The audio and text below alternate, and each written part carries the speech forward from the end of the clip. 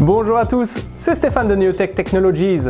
Aujourd'hui, petit test express sur le filament bois LV3D, mais ce sera tout de suite après le générique.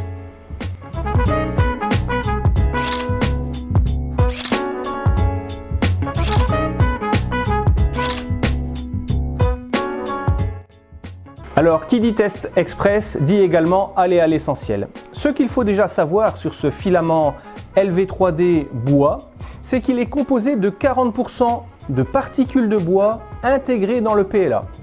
On le remarque de façon assez amusante, c'est que quand c'est en cours d'impression, eh bien, il y a une légère odeur de bois qui se dégage. C'est plutôt sympa et agréable. Et même après, quand on a le nez un petit peu affiné, on sent le bois dans la pièce plastique, ce qui est assez étonnant. Ce ne sont pas des parfums ajoutés à la pièce, ce sont bien des particules de bois. Selon le fabricant, c'est 40% de particules de bois intégrées dans le PLA. Le filament, il est conseillé de l'extruder entre 190 et 220 degrés. Pour ma part, je l'ai extrudé à 210 degrés. Tout s'est très bien passé. D'autre part, j'ai fait à chaque fois des impressions rapides, donc en 0,20 avec un renforcement de 17% avec l'outil Cura by Dagoma. Donc, je vais à l'essentiel, je vais à la base, je ne prends pas des outils X, Y ou Z. J'utilise l'outil dédié qui est Cura by Dagoma et je fais mes tests d'impression. Un autre élément qui n'est pas souvent repris dans les tests de filament, c'est la résistance de ce filament. Comme vous le voyez en photo, ce filament a résisté pour une surface de 10 mm² à 30 kg, au-delà de 30 kg de traction.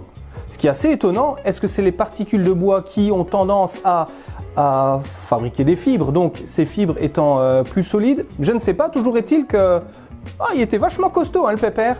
Donc résistance à la traction, un bon point. Autre bon point, c'est également donc, la surface qui a une belle couleur boisée, très sympathique, et comme je le disais, à l'odeur, aussi bien à l'extrusion qu'à l'usage après, il y a cette petite odeur de bois. Mais ça ne sert pas seulement qu'à de la décoration. Bon, ça c'était un print raté, mais c'était de ma faute. Ça ne sert pas qu'à des éléments de décoration. Comme vous le voyez toujours en photo, si vous imprimez le Groot des Gardiens de la Galaxie, eh bien vous pouvez faire un porte-crayon tout à fait sympa et je suis sûr que vos gamins ils vont adorer ça. Moi déjà j'adore, alors pourquoi pas nos enfants?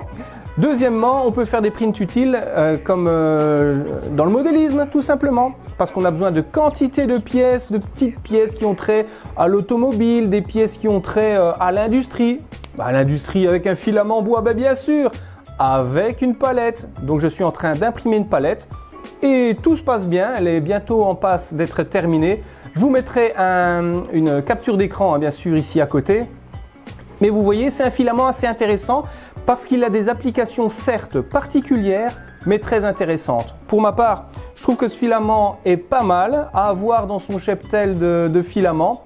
Donc c'est un incontournable, c'est devenu en tout cas pour moi un incontournable. Sur ce, j'espère que ce petit test vidéo du filament LV3D bois vous a plu. Si c'est le cas, n'hésitez pas à liker, ça me fera toujours plaisir.